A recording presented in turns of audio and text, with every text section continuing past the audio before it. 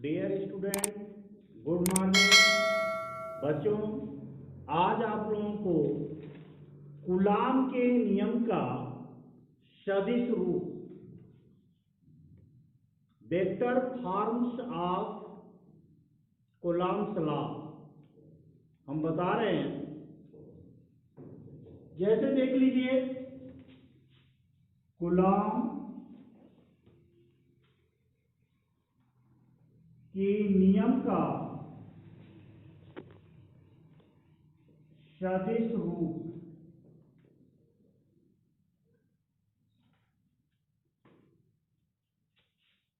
Vector form of coulombs law.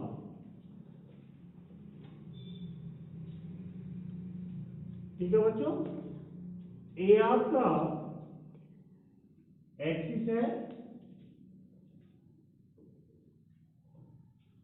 यहां पर दो आवेश है। ठीक है बच्चों, एक आवेश आपका Q1 है और दूसरा आवेश Q2 है। एक की स्थिति आपकी R1 है और दूसरी की स्थिति क्या है, R2 है। अब इन दोनों वेक्टरों के द्वारा जो बल लगेगा, इस साइड में आप देख सकते हो, ये लगेगा आपको F12 और ये अगर इस साइड से इधर लगेगा तो इस साइड में लगेगा F21। अब अगर हम इसको A से डिनोट करें, इसको AB से डिनोट करें और इसकी स्थिति को अगर हम OA लिख दें तो OA बराबर क्या होगा बच्चों, R1 वेक्टर होगा। OB बराबर क्या होगा, R2 वेक्टर होगा। अगर हमको निकालना है AB, तो AB इक्वल टू क्या होगा, AB का मतलब हो जाएगा R A से B यानी R12। R12 को हम बोलेंगे R2 माइनस R1, ये हो जाएगा आपका। इसी तरह अगर हमको BA रिप्रेजेंट करना हो तब क्या हो जाएगा बच्चों, R21 R1 difference R2 vector.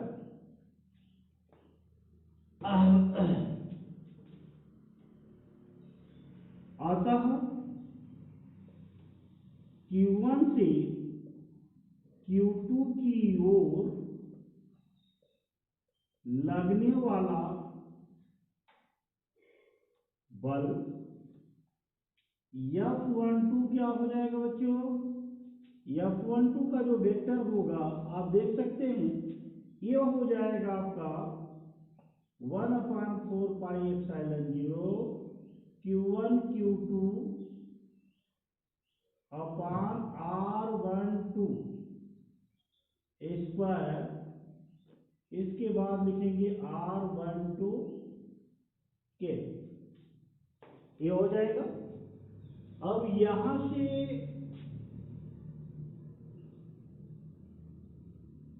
ये पहला समीकरण हो गया। अब आप देख सकते हैं, अगर इस रूप में लिखना चाहें तो Q2 से Q1 की ओर लगने वाला बल F21 क्या हो जाएगा बच्चों, 1/4 pi epsilon 0 Q1 Q2 upon R21 square R21 के। अगर इस रूप में हम लिखना चाहते हैं तो ये क्या हो जाएगा, ये हो जाएगा F21 vector is equal to -1/4 pi epsilon 0 Q1 Q2 upon R21 square R2, इसको हम चेंज करेंगे तो R12 भी हो सकता है या माइनस हो जाएगा, तो ये क्या हो जाएगा बच्चों, R12 के। अब समीकरण 1 और 2 से क्या हो जाएगा, समीकरण 1 व 2 से आपको मिलेगा बच्चों F12 equal to minus F21। ये दोनों वेक्टरों के जो सदिश योग है इसको हम कह सकते हैं F12 plus F21 is equal to 0, क्योंकि दोनों डायरेक्शन में कार्य कर रहे हैं तो इनका सदिश योग क्या होगा, शून्य होगा। और परिमाण की अगर चर्चा करेंगे तो दोनों वेक्टरों का परिमाण क्या होगा, ऑलवेज इक्वल होगा। तो परिमाण तो इक्वल होगा, इसलिए इन दोनों के बीच में जो सदिश फॉर्म होता है, ऑलरेडी ए से बी की ओर जो लगने वाला फोर्स होता है या बी से ए की ओर जो लगने वाला फोर्स होता है, उन दोनों एक दूसरे के वास्तव में विपरीत डायरेक्शन में कार्य करते हैं, इसलिए इन दोनों का सदिश योग क्या होता है, शून्य होता है। ठीक है बच्चों, तो ये है कूलॉम के नियम का सदिश रूप जो काफी इंपॉर्टेंट है। इसमें दूसरी टॉपिक हम चर्चा करेंगे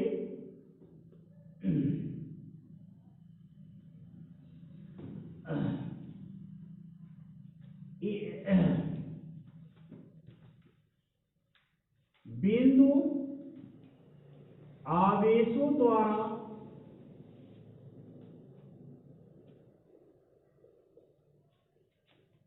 लगने वाले वैद्युत बलों का अध्यारोपण का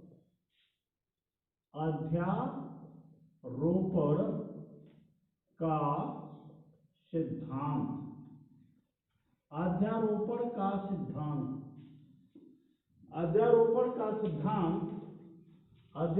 का सिद्धांत बिंदु आवेशों द्वारा लगने वाले वैद्युत बलों का अध्यारोपण का सिद्धांत, ये हम आपको पढ़ाएंगे।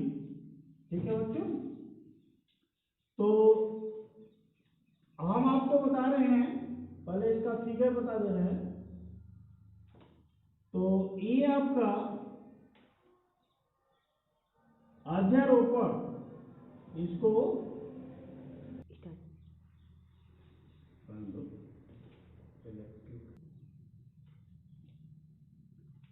देखो बच्चों, बिंदु आवेशों द्वारा लगने वाले वैद्युत बलों का अध्यारोपण का सिद्धांत। Electric forces between multiple charges and principle of superposition.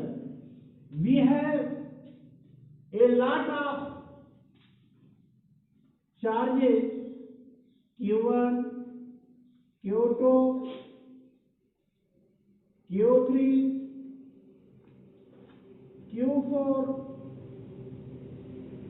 इन सब की स्थिति आपको दी गई है बच्चों। ए है R1, इनकी स्थिति R2, इनकी स्थिति R3, ये आपका R2 है, ये स्थिति आपकी R3 हो जाएगी, इनकी स्थिति आपको दी गई है ये R4। ठीक है बच्चों, इस सब की स्थितियों का उल्लेख किया गया है। अब इनको अगर हम निकालेंगे तो आप इनसे पहले आप मिला सकते हैं, इनको आप मिला के देख सकते हैं, इनकी स्थितियों का उल्लेख क्या होगा। तो सबसे पहले इसमें जितने भी आवेश हैं किसके सापेक्ष आप अध्यारोपण कर रहे हैं। जैसे अगर Q1 आवेश के सापेक्ष कर रहे हैं तो Q1 आवेश का Q1 के सापेक्ष अध्यारोपण का सिद्धांत, जो लगने वाला बल होगा वह F11 क्या होगा, शून्य होगा। तो हम लेंगे, ये आपका फिगर है, इसके अनुसार हम यहाँ पर डेरिवेशन कर रहे हैं। Q1 आवेश की सापेक्ष लगने वाले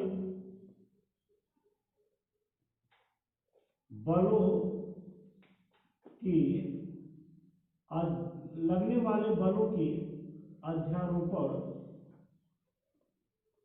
का सिद्धांत। ये क्या हो जाएगा बच्चों, F12 जैसा कि हम पहले बता चुके हैं, F12 हो जाएगा 1/4 पाई एप्सिलॉन 0, ये हो जाएगा Q1 Q2 अपान R12 स्क्वायर R12 कैप। ये आपका इक्वेशन फर्स्ट। F13 ये क्या हो जाएगा 1/4 pi epsilon 0 Q1 Q3 upon R13 whole square R13 cap.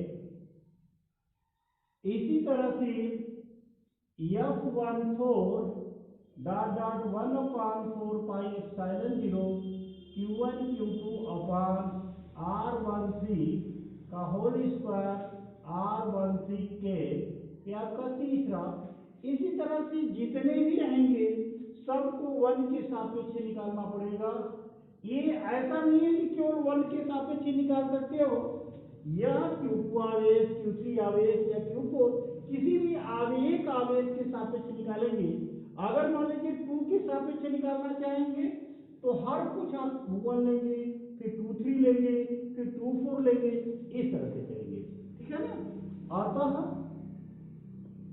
लगने वाले सभी वैद्युत बलों का परिणामी बल अध्यारोपण के सिद्धांत से, अध्यारोपण का सिद्धांत ये कहता है कि जितने भी बल लग रहे हैं उन सभी बलों का जो सदिश योग होता है उसका योग के बराबर उसका परिणामी होता है। तो परिणामी अगर बल आपका F1 है तो ये हो जाएगा F12, F13, F14। इसमें जितने भी फोर्सेस लगेंगे इन सबके योग के क्या होगा, बराबर होगा। तो F1 को आप दिखा सकते हो 1/4 पाई एप्सिलॉन 0, है ना। अब इसमें आप देखो तो Q1 अगर कॉमन है तो Q1 आप कॉमन ले लो, ये हो जाएगा Q2 अपान R12 square R12 cap, Q3 upon R13 square into R13 cap, Q4 अपान R14 square R14 cap dot dot. जितने भी फोर्सेस होंगे इन सब बल के परिणामी योग के क्या होगा, बराबर होगा। ठीक है बच्चों, तो ये है आपके बिंदु आवेश। कई बिंदु आवेश आपको दिए हैं। इस बिंदु आवेश पर लगने वाला जो वैद्युत बल है, इन सभी वैद्युत बलों के जो आपका परिणामी होगा उस परिणामी को हम इस तरह से दिखा करके, है ना, उसका जो टोटल मान होगा उसको हम फाइंड करेंगे। आगे आपको न्यूमेरिकल वगैरह में इससे संबंधित चीजें मिलेंगी तो उसको देखा जाएगा। ठीक है बच्चों, आगे हम लेते हैं आपको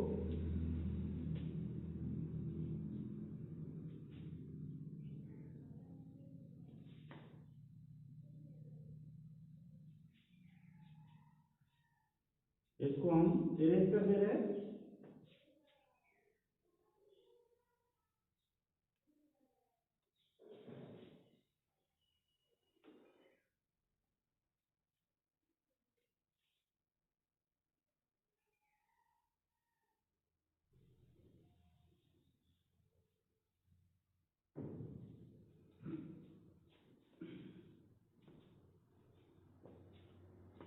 डियर स्टूडेंट, प्लीज आप लोग ध्यान से देखेंगे। हम चर्चा कर रहे हैं आवेश घनत्व। एक शब्द आता है आवेश घनत्व।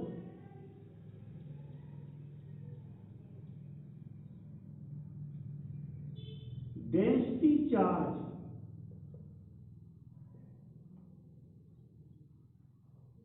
देखिए डेंसिटी चार्ज क्या होता है, किसी भी कंडक्टर के जो सबस्टेंस होते हैं वो 3 प्रकार के हो सकते हैं, जैसा कि आप पढ़ते आए हो। पहला लीनियर हो सकता है यानी रेखीय हो सकता है, और दूसरा आपका एरियल होता है या सरफेस होता है यानी पृष्ठीय, और तीसरा आपका आयतन का होता है। तो जैसा कि आपको मालूम है कि वस्तुएं 3 प्रकार की होती हैं, तो अगर उन चालक वस्तुओं में चाहे वो रेखीय हो या फिर आपका पृष्ठीय हो या फिर आयतन की वस्तुएं हो, अगर उनमें आवेश का वितरण एक समान है, आवेश का अगर वितरण एक जैसा है, एक समान है, सतत आवेश वितरण है, उनमें आवेशों का जो वितरण है वह क्या है, एक जैसा है उस पदार्थ पर, तो प्रति एकांक, चाहे वो लंबाई हो, चाहे आपका पृष्ठ हो, चाहे आयतन हो, जो प्रति एकांक का घनत्व होता है वही क्या होता है, आवेश घनत्व होता है। तो आप लिखिए, किसी पदार्थ पर सतत आवेश होने पर उसके प्रति एकांक से उत्पन्न आवेश की मात्रा को आवेश घनत्व कहते हैं। देखिए, आवेश घनत्व भी 3 प्रकार का हो जाएगा। तो पहला होता है रेखीय आवेश घनत्व, रेखीय आवेश घनत्व, रेखीय आवेश घनत्व जिसको बोलते हैं लीनियर डेंसिटी चार्जेस। दूसरा आपका हो जाएगा पृष्ठीय आवेश घनत्व, सरफेस डेंसिटी चार्जेस।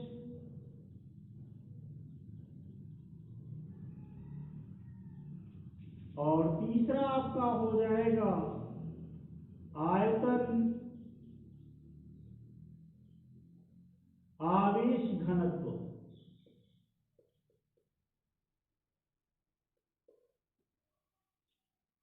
आयतन आवेश घनत्व क्या है इसकी हम चर्चा करेंगे।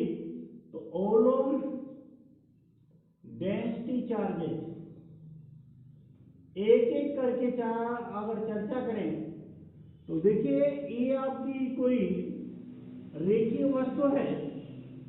सबसे पहले हम चर्चा कर रहे हैं फर्स्ट रेखीय आवेश घनत्व की। ये क्या है, इसमें आप देखिए, ये आपके सतत आवेश का वितरण है और इस पदार्थ पर हर जगह आवेश की जो मात्रा है वो एक प्रकार से बनी हुई है। तो ये अगर वस्तु की लंबाई कितनी है, यल है, let us length be, this wire would be L, L इसकी लंबाई है। तो क्या हो जाएगा, प्रति एकांक लंबाई, प्रति एकांक लंबाई में उपस्थित आवेश की मात्रा को हम क्या कहते हैं, रेखीय आवेश घनत्व कहते हैं, रेखीय आवेश घनत्व कहते हैं। तो प्रति एकांक लंबाई में पर उपस्थित आवेश जो होता है, आवेश की जो मात्रा होती है उसे हम रेखीय आवेश घनत्व कहते हैं। अर्थात इसका जो फार्मूला बनता है बच्चों, रेखीय आवेश घनत्व, रेखीय आवेश घनत्व का जो फार्मूला है यह है लैम्डा बराबर क्यू अपान यल। ये लैम्डा डिनोट करते हैं रेखीय आवेश घनत्व से, क्यू आपका टोटल इस पर आवेश जो है वो है, और यल क्या है, लंबाई है। तो लंबाई का हम इसमें डिवीजन करते हैं, इसका आपका मात्रक जो बनेगा वह मात्रक बनेगा कूलाम प्रति मीटर। कूलाम प्रति मीटर। इसकी बीमा क्या हो जाएगी, है ना, यल इनवर्स। इसकी बीमा अगर निकालना चाहते हो तो यल इनवर्स AT। इसके बाद दूसरी जो है आपका बच्चों, दूसरा है आपका पृष्ठीय आवेश घनत्व। पृष्ठीय आवेश घनत्व ये क्या है? ये आप मान लीजिए कोई एक चद्दर है, एक क्षेत्रफल वाली कोई वस्तु है, इसमें आवेशों का वितरण है, लेकिन टोटल इसमें आवेश कितने दिए गए हैं? टोटल आवेश की जो मात्रा है वह Q है, और इस पृष्ठ का जो एरिया है, क्षेत्रफल है, सरफेस है, सरफेस एरिया इसकी A है। अतः क्या हो जाएगा, इसको कह सकते हैं प्रति एकांक पृष्ठीय क्षेत्रफल में उपस्थित आवेश की जो मात्रा होती है उसे हम क्या कहते हैं? पृष्ठीय आवेश घनत्व कहते हैं। अतः हो जाएगा पृष्ठीय आवेश घनत्व। पृष्ठीय आवेश घनत्व इस प्रकार से हो जाएगा। इसको हम दिखाते हैं छोटा सिग्मा। इस तरह से होता है बच्चों, ए बराबर होता है Q/A। इसका मात्रक क्या होगा भाई? कूलाम प्रति मीटर आ जाएगा, मीटर स्क्वायर, कूलाम प्रति मीटर स्क्वायर। इसकी बीमा थोड़ा सा चेंज हो जाएगी, L-2AT की बीमा हो जाएगी। इसमें तीसरा जो पॉइंट आता है वो है आयतन आवेश घनत्व का। आयतन आवेश घनत्व क्या है? आयतन आवेश घनत्व किसको कहते हैं? देखिए, ये आपकी कोई एक 3D सबस्टेंस है। 3D सबस्टेंस की हम चर्चा कर रहे हैं।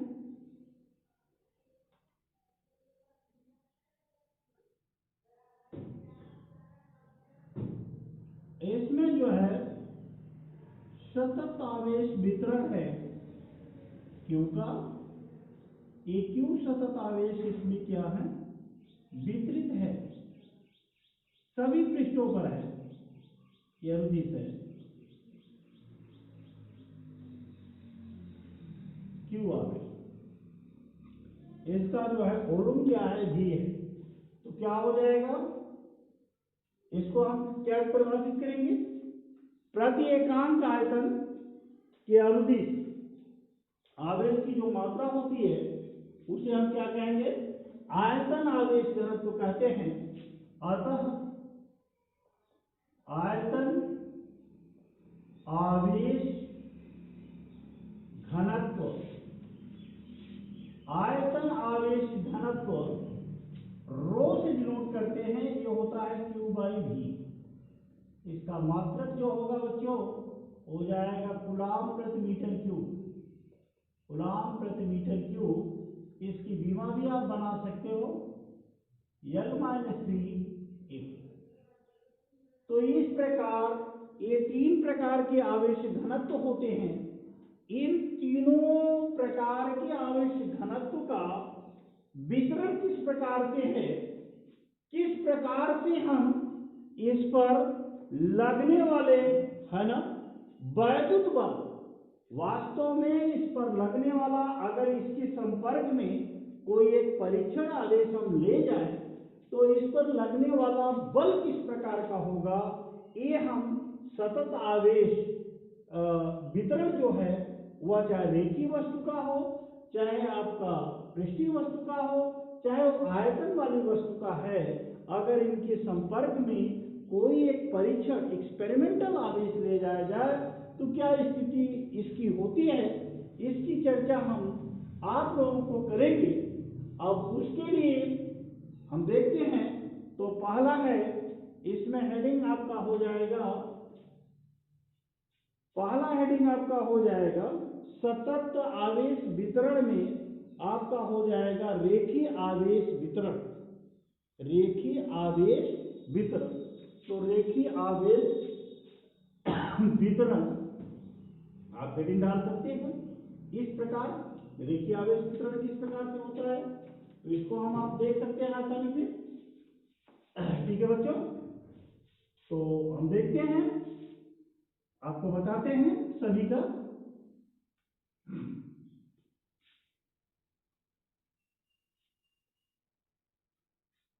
आइए देखिए, जैसा कि हमने आपको बताया रेखीय आवेश वितरण, एक आपकी यल लंबाई का कोई एक वायर है, इस पर आवेश जो है वो हर जगह पूरे चालक का आवेश क्या है, क्यों है।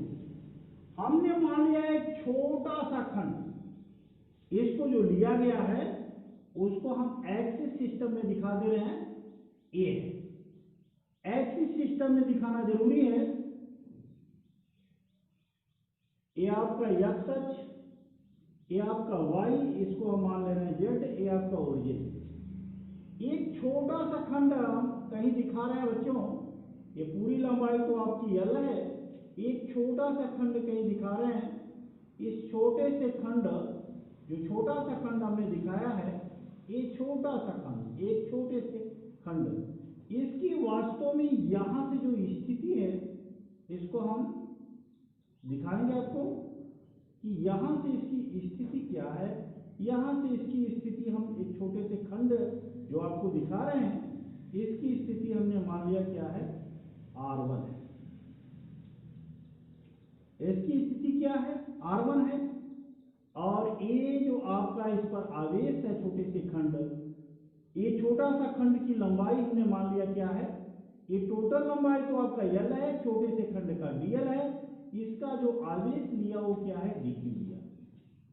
और एक एक्सपेरिमेंटल यहां चार्ज रखा हुआ है Q0, इसकी स्थिति जो है वो क्या है, R2 है। ये आपका R1 है, ये R2 है।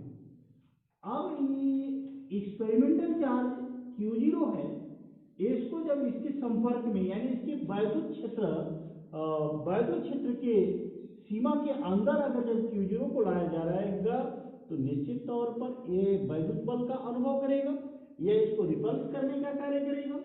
तो कितना लगेगा, इसको हम आपको दिखाने का प्रयास अभी करेंगे। तो आप जानते हो कि इसमें आपका R12 या R21 लगेगा, R12 लगेगा। तो R12 क्या होगा, ये आप निकाल सकते हो आसानी से।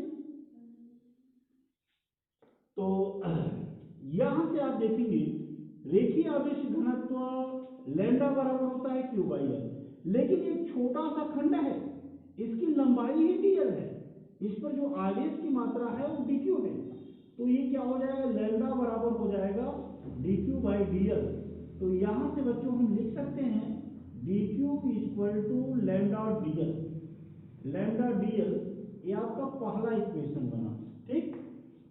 अब आप देख सकते हैं, जैसा कि हमको पता है R12 बराबर क्या होता है, R2 डिफरेंस R1 होता है, एग्जैक्टली। तो यदि छोटे से खंड dl पर उपस्थित आवेश dq द्वारा परीक्षण आवेश Q0 पर लगने वाला वैद्युत बल dF हो, तो क्या हो जाएगा बच्चों, ये dF बराबर 1/4 पाई एप्सिलॉन 0 dq इंटू Q0 अपान क्या हो जाएगा, R12 स्क्वायर इंटू R12 के। अब इसको अगर हम समीकरण 1 से यहां मान को रख दें तो क्या हो जाएगा बच्चों, तो ये हो जाएगा dF बराबर 1/4 पाई एप्सिलॉन 0, ये आपका हो जाएगा lambda dl Q0 upon R12 square into R12 के। ठीक है। अब दोनों तरफ समाकलन करने पर समाकलन जो करेंगे, समाकलन करने पर क्या प्राप्त होता है, integration of df 1/4πε0 q0 lambda upon r12 square r12 के इंटीग्रेशन ऑफ df। इसको अगर पूरा सॉल्व कर देंगे बच्चों तो यह हो जाएगा 1/4πε0 q0 lambda upon r12 square r12 के df। ये आपका अभिष्ट जो है वह क्या होगा, एक फार्मूला तैयार हो जाएगा रेखीय आवेश वितरण का। सतत जो रेखीय आवेश वितरण है उसका फार्मूला इस प्रकार से हो जाएगा। हमें इसके माध्यम से हम न्यूमेरिकल को क्या करेंगे, हल करेंगे। ठीक है बच्चों। इसके बाद हम दूसरा लेंगे, जो पृष्ठीय वस्तु है उसको लेंगे।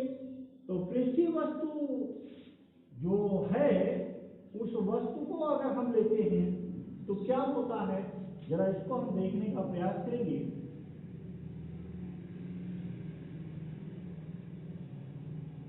देखिए ये आपका एक्स एक्सिस है, ये आपका वाई एक्सिस है, जेड है, या ओरिजिन है। यहां पर कोई एक पृष्ठीय वस्तु रखी गई है, इसमें आपका सतत आवेश का वितरण है, टोटल आवेश आपका क्यू है। लेकिन एक छोटा सा खंड लिया गया, एक छोटा सा खंड। इस छोटे से खंड का एरिया हमें दिया ds, या सरफेस को यस अगर मानते हैं तो यस लेंगे, अगर सरफेस को हम ए मानते हैं तो ए लेंगे। तो एक छोटे से खंड का को हम मान लेते हैं ds, क्या मानते हैं, ds मान ले रहे हैं, और इस पर जो आवेश की मात्रा है वो dq है। इसकी स्थिति को हम मान लेते हैं क्या है, r1 है, और एक दूसरा एक्सपेरिमेंटल चार्ज जो है इसके बाहर है, इसकी स्थिति क्या है, r2 है। तो इस पर निश्चित तौर पर बल लगेगा r12। तो इसको भी हम उसी प्रकार से दिखा सकते हैं, अर्थात इस पर क्या हो जाएगा, पृष्ठीय आवेश घनत्व। ये आपका पृष्ठीय आवेश घनत्व अगर आपको सिग्मा निकालना है तो ये हो जाएगा ds अपान ds। यह हमने सरफेस के लिए लिया है, एरिया और सरफेस एक ही होता है, तो कभी ds के रूप में कभी dA के रूप में लिखा जाता है, उससे आपको परेशान नहीं होना चाहिए। तो ये हो जाएगा सबसे पहले dq अपान ds। इसको हम लिख सकते हैं dq is equal to sigma ds। ये आपका इक्वेशन फर्स्ट हो जाएगा।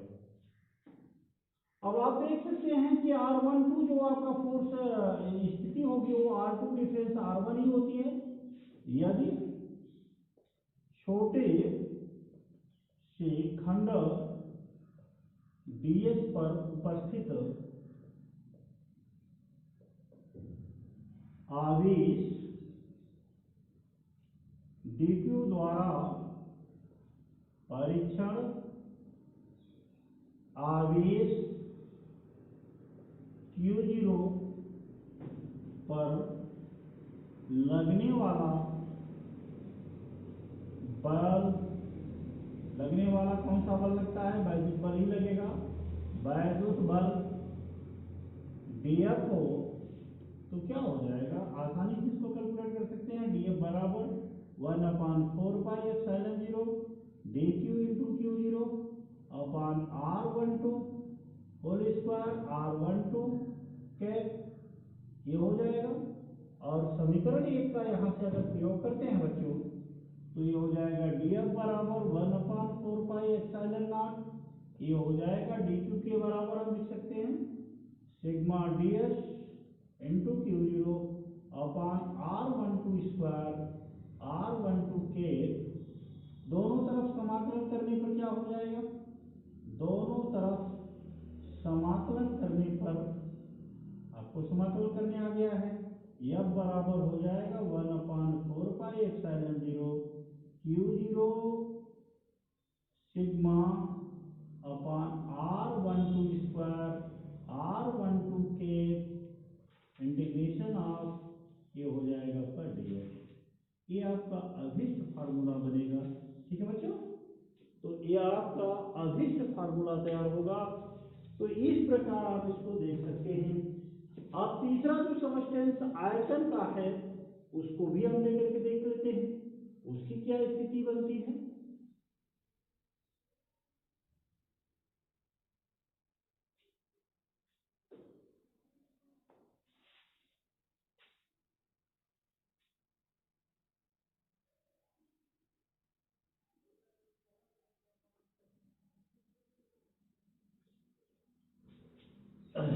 आइए इस प्रकार से हम एक्सिस को दिखाते हैं।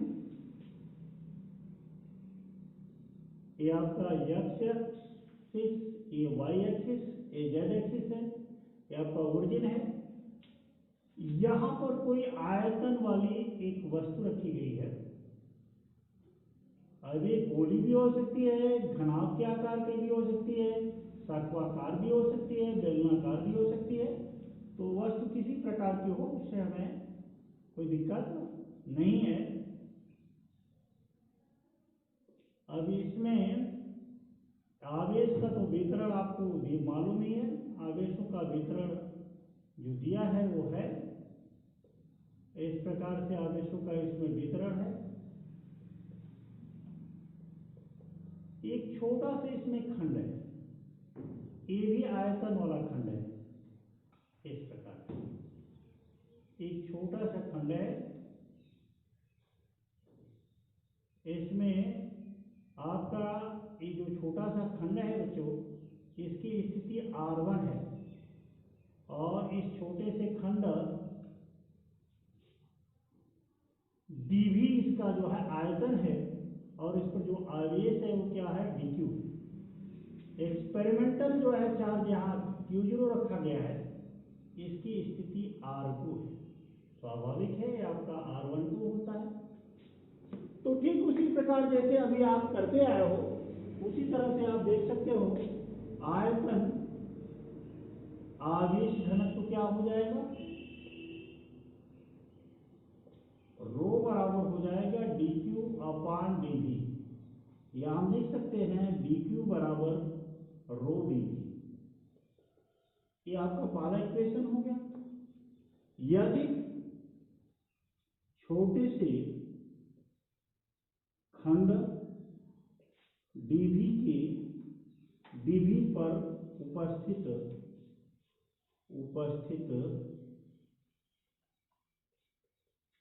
आवेश dq, ये dq है, द्वारा परीक्षण आवेश